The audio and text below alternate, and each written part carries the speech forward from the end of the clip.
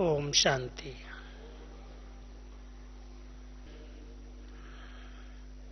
हम बच्चे ही जानते हैं निराकार शिव बाबा कैसे इस सृष्टि मंच पर अवतरित हुए, नई सृष्टि की रचना का इतना महान कार्य किया। इतने वर्षों से हम सभी की तीनों स्वरूपों से पालना कर रहे हैं। बाप रूप से अलौकिक जन्म देकर हम सबकी बहुत सुंदर पालना हो रही है, और शिक्षक रूप से अनेक शिक्षाओं से हमारा श्रृंगार किया है, और सतगुरु बनकर हम सबको अपने साथ वापस भी ले जाएंगे। बाप, टीचर और सतगुरु की पालना में पलने हुई हम सभी ब्राह्मण आत्माएं, जिनकी पढ़ाई के 4 सब्जेक्ट हैं, और बाबा हम सबको चारों ही सब्जेक्ट में 100% मार्क्स मिलें, उसके लिए बहुत सुंदर प्रेरणाएं, शिक्षाएं देते रहते हैं। बाबा ने विशेष हम सबको चारों ही सब्जेक्ट में हर सम्मान की अनुभूति करने का, हर सम्मान की अथॉरिटी बनने का बहुत सुंदर एक होमवर्क दिया। बाबा के गहरे इशारों को आप सब कैच कर रहे होंगे। बाबा हम सबको अपने समान देही अभिमानी स्थिति निरंतर बन जाए, अशरीरी स्थिति में स्थित रहें बच्चे, कर्म योगी बने, निरंतर योगी बने, इस ओर विशेष इशारा दे रहे हैं। और उसके लिए बहुत सुंदर भिन्न भिन्न विधियां भी बाबा के द्वारा हम सुन रहे हैं। सम्मान की सीट पर स्थित रहो तो शक्तियां आर्डर मानेंगी। अगर सीट को छोड़ करके आर्डर करोगे तो शक्ति आपका कहना नहीं मानेगी। मैं समझता हूं आप सबने अपने पास अपनी अपनी डायरी में सम्मान की लिस्ट जरूर नोट की होगी। इतनी बार बाबा की सम्मान पर हम सबने मुरलियां सुनी हैं, और बाबा उसके बहुत से फायदे बताते आ रहे हैं। सम्मान में स्थित होने से देह अभिमान समाप्त हो जाएगा।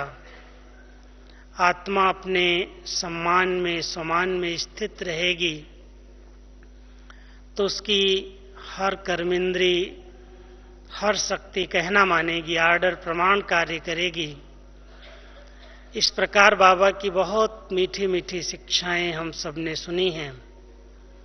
आज मैं आपको चारों ही सब्जेक्ट के कुछ सम्मान पहले बताऊंगा, क्योंकि वो लिस्ट जिसके लिए बाबा कह रहे हैं कि बच्चे सम्मान की माला घुमाते रहो, बार बार सम्मान की स्मृति की सीट पर स्थित हो जाओ।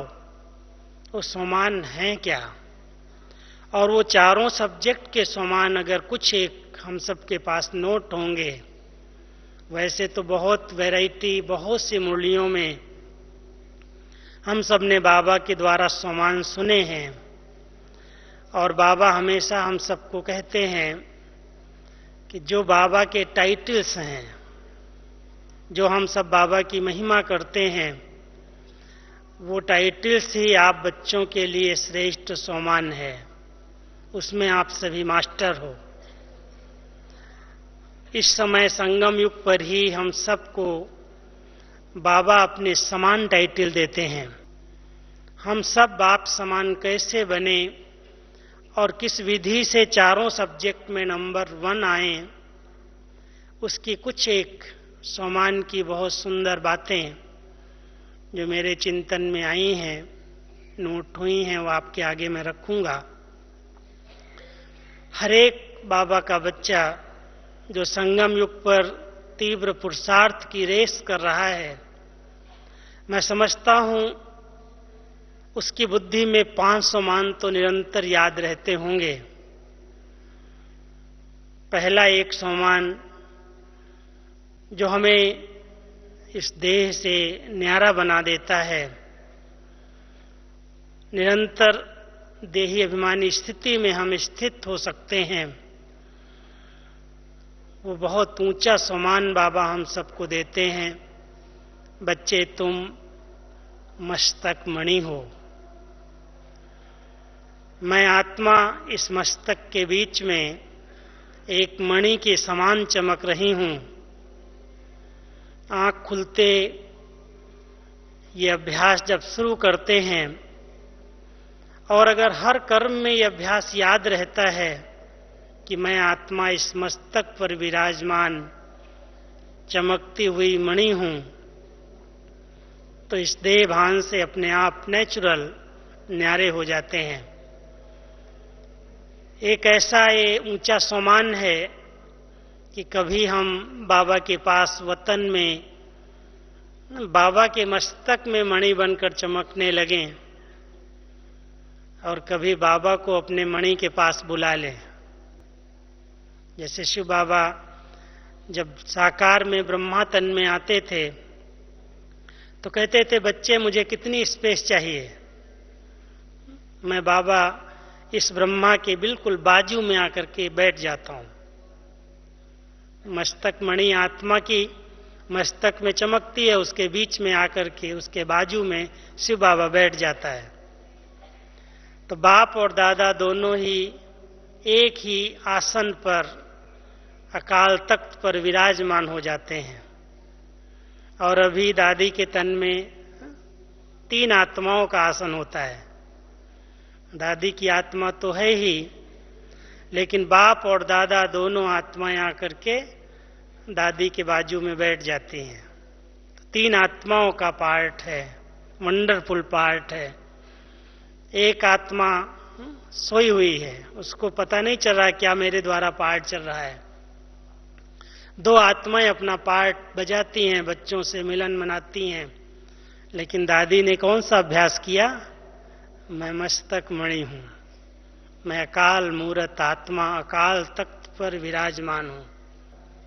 मस्तक मणि बनने का अभ्यास तो एक बहुत ऊंचा सम्मान है। हम सब अगर इस अभ्यास को बढ़ाते रहें कि मैं आत्मा इस मस्तक में विराजमान एक चमकती हुई मणि हूं, मस्तक मणि हूं,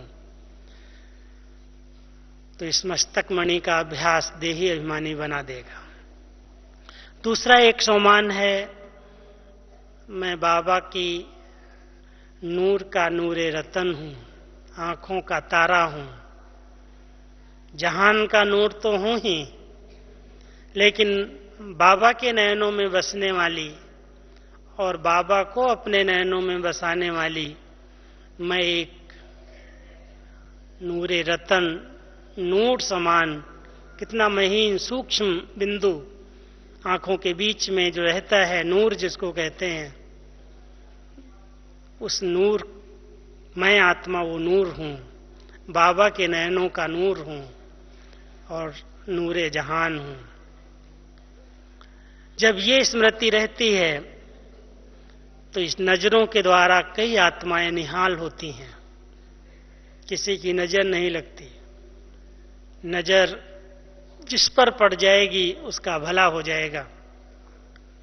इसलिए ये अभ्यास, मैं नूरे रतन हूं और मैं बाबा के नयनों में बसने वाली आत्मा हूं, इसलिए मेरे नयनों में कोई नहीं आ सकता और मेरे ऊपर किसी की नजर नहीं पड़ सकती।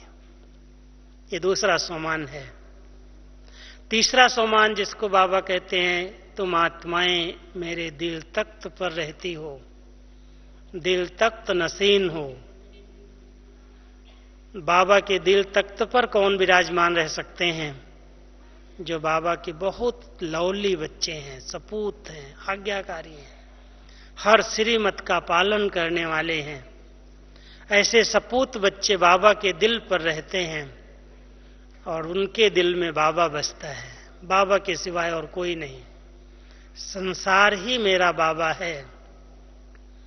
जब ये दिल तख्त नसीन आत्मा है, बाबा के दिल तख्त पर है और अपने दिल तख्त में बाबा को बसाती है, तो उसके दिल में कोई भी देहधारी, कोई भी रूप, कोई का भी रंग आकर्षित नहीं करता, उसे अपने चक्कर में फंसाता नहीं है, किसी में वो दिल नहीं लटकाता। दिल वाला एक बाबा ही है। इन 3 सोमान के साथ साथ एक चौथा सोमान है जो हम सब प्रैक्टिकल अभ्यास में ला रहे हैं कि मैं बाबा की राइट हैंड भुजा हूं। भगवान का राइट हैंड बनना संगम युग पर कितना बड़ा श्रेष्ठ भाग्य है। मुझ जैसा भाग्यवान आत्मा जिनको भगवान के कार्य में सेवा करने का, मदद करने का सौभाग्य प्राप्त हुआ, ऐसी भाग्यवान आत्मा मैं भगवान की राइट हैंड हूं। मैं खुदाई खिदमतगार हूं। केवल सेवा पर नहीं हूं, लेकिन खुदा की सेवा पर हूं, ईश्वरीय सेवा पर हूं। ये अगर 5 सोमान हम सब निरंतर स्मृति में रखें तो बाबा ने कहा बहुत लंबी सोमान की माला है, लेकिन हर कर्म करते ये स्मृति निरंतर रह सकती है। ये सीट स्मृति में रहे कि मैं कौन हूं। जब मैंपन आए, जब मैं शब्द उच्चारण हो, तो इस मैं शब्द को याद करते ही अपने आसन पर बैठ जाओ। कभी भ्रकुटी के आसन पर बैठ जाओ, कभी नयनों में समा जाओ, कभी दिल में बैठ जाओ, कभी बाबा की भुजाएं बन करके सेवा करो। और जब कोई भी कर्म करो तो ये स्मृति रहे, मैं तो ईश्वरीय सेवा के लिए हूं, केवल सेवा के लिए नहीं। सेवाएं तो सब दुनिया में लोग कर रहे हैं, लेकिन भगवान ने मुझे अपना बनाया है किस लिए? ईश्वरीय सेवा के लिए। खुदाई खिदमतगार हूं। खुदा स्मृति में रहता है कि उसकी खिदमत पर हूं। तो अभी हम आपको चारों सब्जेक्ट के भिन्न भिन्न सोमान स्मृति में दिलाते हैं, क्योंकि स्मृति में रहेंगे तो उसका सुमिरन चलेगा, और सुमिरन चलेगा तो स्वरूप बन जाएंगे। अगर स्मृति में ही नहीं रहते हैं तो सुमिरन कैसे करेंगे? बार बार ध्यान पर कैसे आएंगे? और जब बार बार ध्यान पर नहीं आते हैं तो मैं समझता हूं अनुभवी मूर्त हम नहीं बन सकेंगे, अनुभव की अथॉरिटी नहीं बन सकेंगे। इसलिए ज्ञान की जो सब्जेक्ट है, जो हम सब पहली सब्जेक्ट बाबा के द्वारा पढ़ रहे हैं, समझदार बाबा ने अपने बच्चों को बनाया है। और ज्ञानी तो आत्माएं सबसे पहले ऊंचे से ऊंचे समान में रहती हैं। मैं स्वदर्शन चक्रधारी आत्मा हूं। ये अपने अलंकार हैं। ये स्वदर्शन चक्र का अलंकार, जिस अलंकार में जब आत्मा स्थित होती है, धारण करती है अलंकार, स्व का दर्शन करना है, पर दर्शन नहीं, उल्टा चक्र नहीं चलाना। स्व का दर्शन करना। अगर सीधा चक्र चल रहा है, मैं क्या था, आपको पूरे चक्र की स्मृति आ जाएगी, अपने अनादि स्वरूप की, अपने आदि स्वरूप की, अपने मध्य स्वरूप की और अपने अंतिम स्वरूप की। इस स्वदर्शन चक्र से जितने भी विकारी संस्कार हैं, जो भी माया वार करती है, बाबा बार बार कहते, बच्चे स्वदर्शन चक्र फिराते रहो तो माया का गला कट जाएगा। बार बार ये सोमान स्मृति में आए कि मैं आत्मा स्वदर्शन चक्रधारी हूं। इस चक्र को अपने साथ रखो, दूसरे के किसी के भी अवगुण न दिखाई दें, क्योंकि मैं पर चिंतन से मुक्त आत्मा, पर दर्शन से मुक्त हूं। मुझे स्व का ही दर्शन करना, खुद को देखना है, खुदा को देखना है। तो जितना हम स्वदर्शन चक्र को स्मृति में रखेंगे उतना हम व्यर्थ से स्वतः मुक्त होते जाएंगे। ज्ञान की सब्जेक्ट में एक 500 मान मैं आपको स्मृति में दिलाता हूं। जब मैं शब्द बोलो, मैं त्रिनेत्री हूं। बाबा ने ज्ञान नेत्र हमें दिया है और उस ज्ञान नेत्र से मुझे हर आत्मा को देखना है, दृष्टि पावन बन जाएगी। ज्ञान नेत्र धारण करने वाली आत्मा इन चर्म चक्षुओं से नहीं देखती, इसलिए तीसरे नेत्र से देखने का अभ्यास त्रिनेत्री आत्माएं कर सकती हैं। केवल बाबा त्रिनेत्री नहीं है, लेकिन हम सब बच्चों को मास्टर त्रिनेत्री बनाता है। बच्चे बने और बाबा ने वरदान में हमें तीसरा नेत्र दे दिया। बच्चे किसी को भी देखो तो इस नेत्र से आत्मा को देखना, देह को नहीं देखना। तो मैं त्रिनेत्री आत्मा हूं, त्रिकालदर्शी हूं, त्रिलोकीनाथ हूं, नॉलेजफुल हूं, विघ्न विनाशक हूं। मैं कहते जाओ और ये समान स्मृति में माला में घुमा लो। ये ज्ञान की सब्जेक्ट में जो आत्माएं त्रिकालदर्शी बनकर के रहती हैं, बाबा की एक बहुत सुंदर विशेषता हम सभी नोट करते हैं।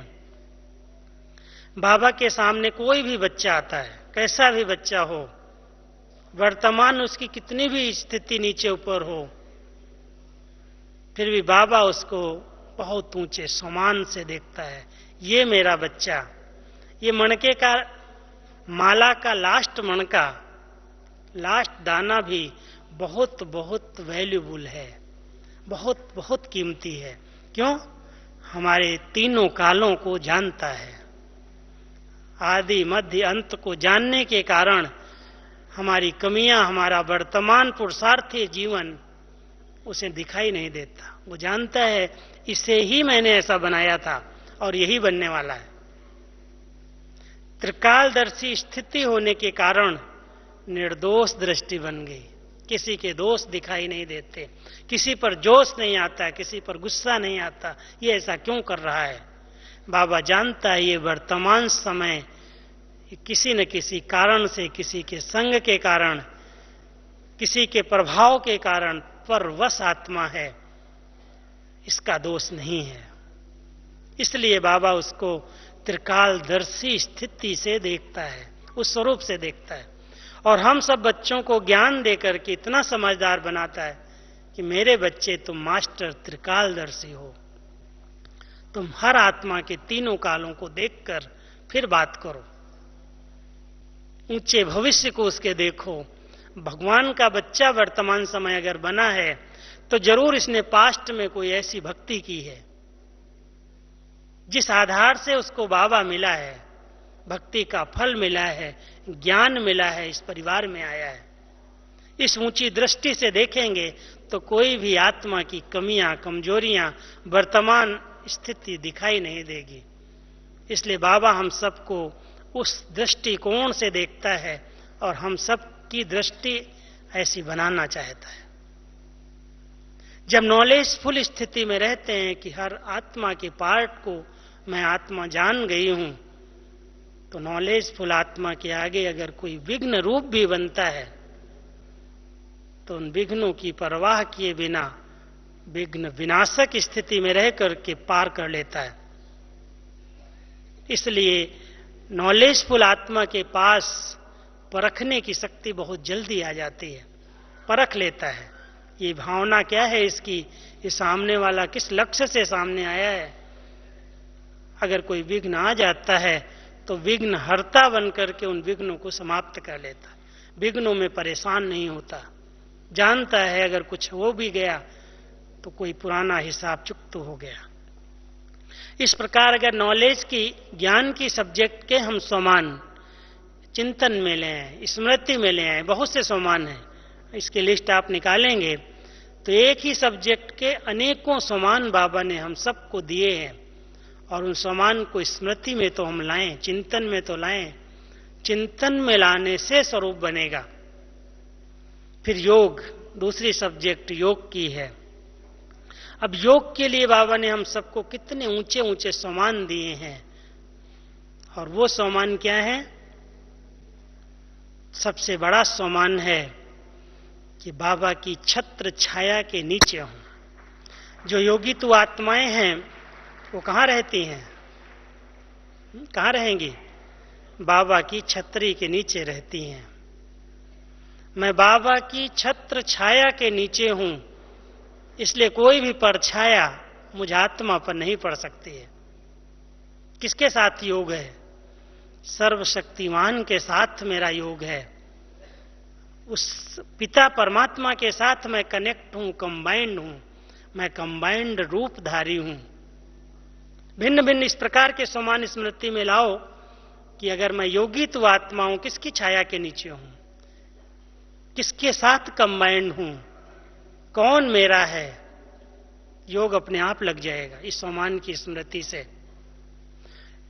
इसी आधार से मैं विदेही हूं, मैं निराकार हूं, मैं मास्टर बीज हूं, मैं विक्रमाजीत हूं, मैं कर्मातीत हूं। ये योग की सब्जेक्ट के समान है। आत्मा अपने आप भी कर्मों पर जीत प्राप्त कर लेती है, कर्म इंद्रियों पर जीत प्राप्त कर लेती है। कोई भी कर्म इंद्रिय उसे धोखा नहीं दे सकती, क्योंकि योगी आत्मा है। उसका अपना स्वयं पर नियंत्रण है। बाबा से सर्व शक्तियां उसे प्राप्त हो रही हैं, इसलिए उसकी कोई भी कर्म इंद्रिय उसका कहना न माने, ऐसा नहीं हो सकता है। आर्डर करो कौन से सम्मान में स्थित रह करके कि मैं मास्टर सर्वशक्तिमान हूं, मैं स्वयं परमात्मा के साथ हूं, वो मेरा साथी है। जब इस ऊंचे सम्मान में हम स्थित रहते हैं, आप देखेंगे कि योगी तो आत्मा के आगे हर संकल्प सिद्ध होने लगते, पूरे होने लगते। कोई भी संकल्प ऐसा नहीं है जो पूरा होने वाला न हो। ब्राह्मण जीवन की डिक्शनरी में बाबा हमेशा कहता है असंभव शब्द ही नहीं है। संकल्प उठें और पूरे हो जाएं।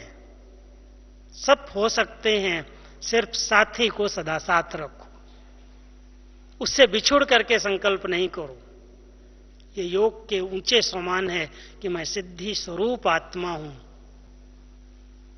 हर संकल्प बोल कर्म सिद्ध होने वाले हैं, क्योंकि मैं भगवान के साथ साथ कंबाइंड रहती हूं। मेरा पिता कौन है, मेरा कनेक्शन किसके साथ है कोई ऐसी दुनिया की हस्ती जो कहे डायरेक्ट भगवान के साथ मेरा कनेक्शन है? इनडायरेक्ट नहीं है। कोई गुरु के माध्यम से, कोई मूर्ति के माध्यम से, किसी देहधारी के माध्यम से हम जुड़े हुए नहीं हैं। परमात्मा डायरेक्ट लाइन हम सभी बच्चों को मिली है। एक बार बाबा ने बड़ी रमणीकता से कहा था, बच्चे तुमको किसकी लाइन मिली है? डायरेक्ट कनेक्शन है। और जब डायरेक्ट कनेक्शन होती है तो उसका फ्यूज जल्दी नहीं उड़ता, बहुत जल्दी लाइट नहीं जाती। हमारे पास एक समय यहां पर एक गवर्नर थे, चन्ना रेड्डी जी, सुना होगा आप लोगों ने नाम। जब वो गवर्नर राजस्थान के थे तो बाबा के घर में मधुबन में, बहुत गवर्नर हाउस में यहाँ रहते थे ऊपर माउंट आबू में, तो हर दूसरे तीसरे दिन मधुबन आ जाते थे। बहुत बाबा से ज्ञान से प्यार था, बहनों से। तो जब गवर्नर हाउस में रहते थे तो लाइट नहीं जाती थी, और जब पांडव भवन में आते थे तो बार बार लाइट जाती थी। तो उन्होंने पूछा कि ऐसा क्यों, यहाँ लाइट बार बार क्यों जाती है? तो सभी ने कहा कि गवर्नर हाउस में तो लाइट डायरेक्ट कनेक्शन है, इसलिए वहां की लाइट जाती ही नहीं, और यहां तो थ्रू आता है। तो उन्होंने कहा अच्छा, इनको भी डायरेक्ट लाइन दे दो। तो डायरेक्ट लाइन जब से मिली तो लाइट जाना बंद हो गई। तो बाबा भी कहता है, बाबा ने मिसाल देकर के कहा, देखो डायरेक्ट लाइन मिलते ही लाइन जाना बंद हो गई, लाइट जाना बंद हो गई। और तुम बच्चों को तो भगवान ने डायरेक्ट लाइन दिया एक एक को, तुम्हारी लाइट क्यों जाती है? क्यों फ्यूज उड़ता है?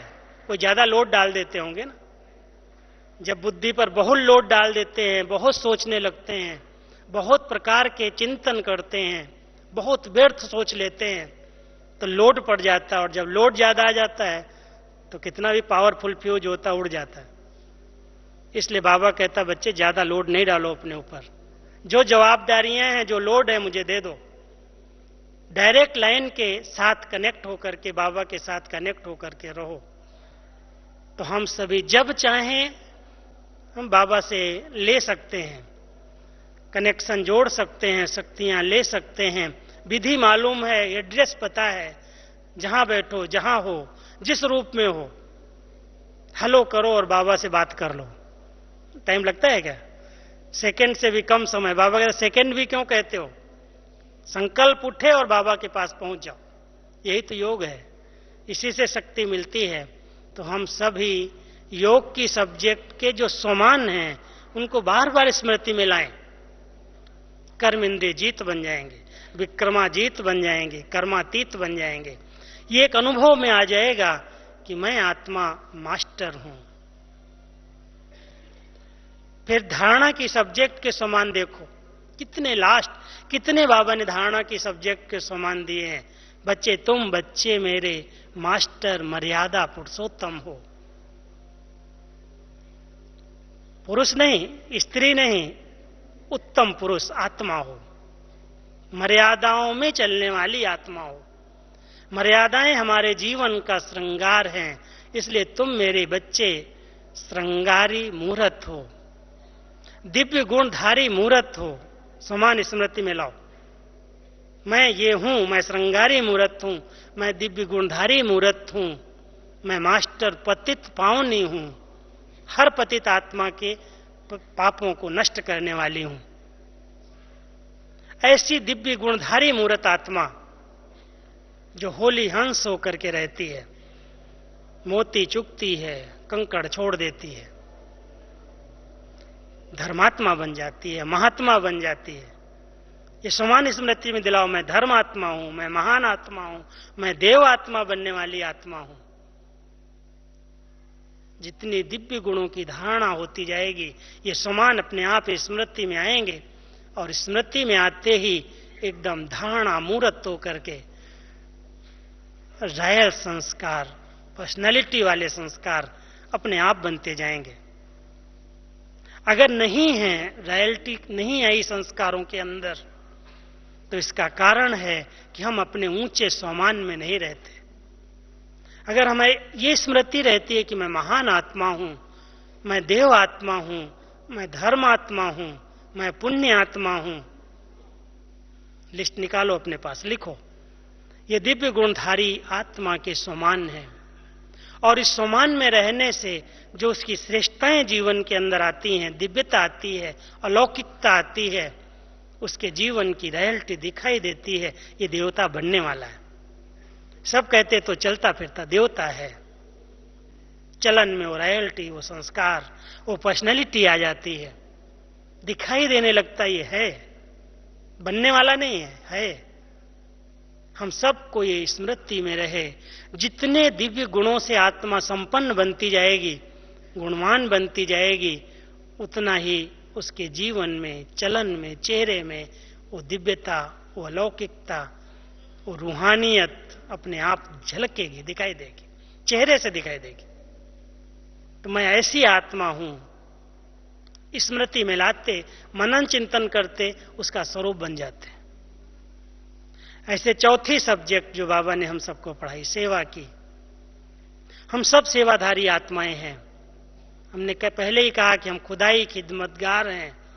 हमें बाबा ने सेवक बनाया है, और सेवक माना ही नम्रचित, निरहंकारी, सुखदेव, सुख देने वाले, जो जितनी निमित्त स्वरूप में रहती है। मैं करनहार नहीं, बाबा करावनहार है, मैं आत्मा करनहार हूं।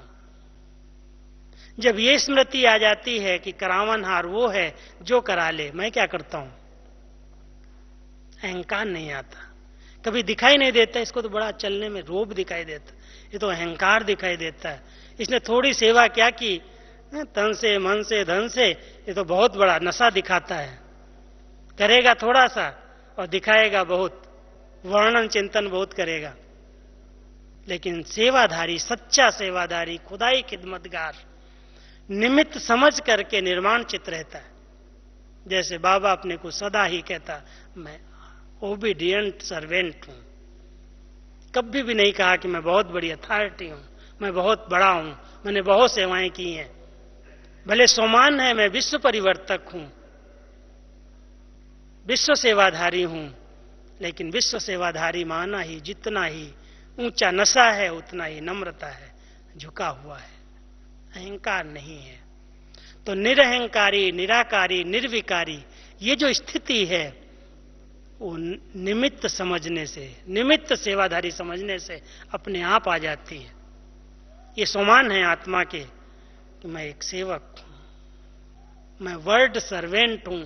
और बाबा ने इस बार बहुत ऊंचा सम्मान हम सबको दिया कि बच्चे तुम सबके शुभ चिंतक हो, सबके प्रति शुभ भावना रखो, किसी को भी कभी भी गिराने का संकल्प ना है। अगर कोई गिरा हुआ भी है तो उसको भी तुम गिराना नहीं, लेकिन ऊंचा उठा देना। ये है सेवा, सच्ची सेवा। ऐसे नहीं गिरे हुए को गिरा दिया।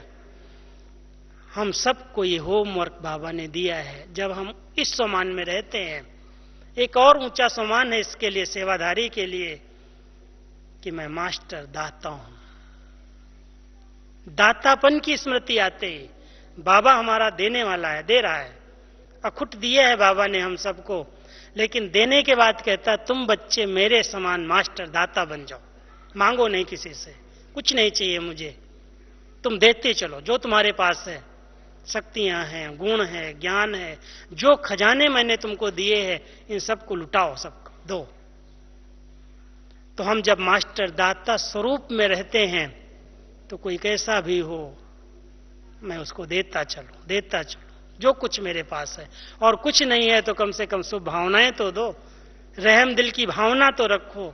इसलिए बाबा ने हम सबको, सेवाधारियों को कहा है, तुम मेरे समान मास्टर दयालु हो, मास्टर कृपालु हो, मास्टर रहम दिल हो, मास्टर क्षमा के सागर हो।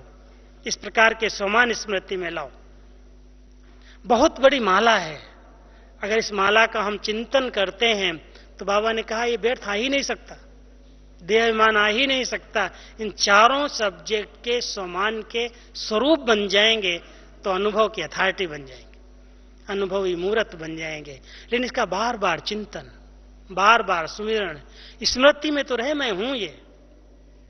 इसलिए जितनी बार दिन में मैं शब्द आता है, सुबह से शाम तक कितनी बार बोलते हैं मैं ये करता हूं, मैंने ये किया है, मेरी ये ड्यूटी है, ये जो मैं और मेरा है, बाबा इसके स्थान पर कहता है बच्चे जब मैं शब्द आए तो अपना एक ऊंचा सम्मान स्मृति में आ जाए, मैं ये हूं। अगर ये मैं हूं तो मेरे अंदर वो लक्षण दिखाई देने चाहिए। अगर मैं विश्व परिवर्तक हूं तो विश्व परिवर्तन का आधार क्या है? स्व परिवर्तन। पहला शब्द है, अगर हम विश्व को बदलने चले हैं तो पहले खुद को बदलें। अगर हम खुद को नहीं बदल पा रहे हैं, हमारे संस्कार चेंज नहीं हो रहे हैं, तो हम दूसरों को क्या बदलेंगे? इसलिए बाबा ने कोई भी सम्मान दिया है तो उस सम्मान के पीछे बाबा ने हम सबको कोई न कोई एक ऊंची धारणा सुनाई है। तो ऐसे सम्मान की स्मृति में आते ही जब हम कह दे कि मैं मास्टर पतित पावनी हूं, भगवान का टाइटल है ये, बहुत ऊंचा टाइटल बाबा को सबने दिया है। पतित पावन कह करके कितनी आत्माएं डुबकी भी लगाएंगी, गंगा में भी स्नान करेंगी, फिर भी ध्यान जाएगा पतित पावन वो है, परमात्मा ही है। तो उस परमात्मा पिता को जब हम पतित पावन कहते हैं तो मैं आत्मा अगर मास्टर पतित पावन हूं तो कोई भी पतित संकल्प मुझ आत्मा को टच नहीं कर सकता, क्योंकि मैं दूसरों के पापों को हरने वाली हूं, मैं ज्ञान गंगा हूं। ऐसे ऐसे ऊंचे सम्मान चारों सब्जेक्ट के लिस्ट हो, और इस लिस्ट को अगर हम अपने पास रख करके स्मृति स्वरूप बन जाए, हर कर्म के लिए, बाबा कहता हर कर्म के लिए सम्मान है। जो कर्म हम करने जा रहे हैं उसके लिए ऊंचे सम्मान में स्थित हो जाओ। चलो उस कर्म के प्रमाण यदि वो सम्मान याद नहीं आ रहा है तो ये 5 सम्मान जो पहले पहले बताए किसी एक सोमान को लेकर के आप अभ्यास करके देखो, अपने आप निरंतर योगी बन जाएंगे। तो वर्तमान समय हम सबको बाबा निरंतर योगी, कर्म योगी, सहज योगी, सदा योगी कहता है। योगी माना योगी जीवन, योग लगाने वाले नहीं। 1 घंटा 2 घंटा 15 मिनट 20 मिनट लिस्ट नहीं निकालें। कई बार कह देते हैं क्या करें, बाबा ने कहा है 24 बार ड्रिल करो, गिनती करते रहते, 10 बार हुई, 12 बार हुई या नहीं हुई। कई ऐसे अभ्यास करते हैं और समय देखते रहते, 5 मिनट हुआ है, 2 मिनट हुआ। मैं कहता हूं कौन सी कॉन्शियस थी, वो एक्शन कॉन्शियस थी, सोल कॉन्शियस थी या गॉड कॉन्शियस थी? आप देखेंगे अधिकतर अगर ये इस प्रकार की कोई गिनती करता है तो गिनती कॉन्शियस बन जाता है, सोल कॉन्शियस नहीं रहता। इसलिए जब समय मिलता है, जितना समय आप कर सकते हो, दिल शिकस्त होने की बात नहीं है। बाबा ने ऐसे नहीं कहा थक करके छोड़ दो, तो होता ही नहीं है। जितना होता है, जब मिलता है समय, जैसे आज दादी कह रही थी, खाना खाते समय, पानी पीते समय, सोने जाते हो, नींद खुलती है, जिस समय समय मिला उस समय सेकंड में अशरीरी बन जाओ, विदेही बन जाओ, फरिश्ते स्थिति में स्थित हो जाओ, लाइट के घेरे में आ जाओ। अगर इस प्रकार का अभ्यास हमारा हो जाए तो हम सहज योगी, निरंतर योगी बन जाएंगे, समय की सीमा समाप्त हो जाएगी। इसलिए हम सब अनुभव की अथॉरिटी बने और सोमान की एक चिंतन में, स्मृति में इस माला को ले आए, तो हमारा ये जीवन सदाकाल के लिए योगी जीवन बन जाएगा। ओम शांति।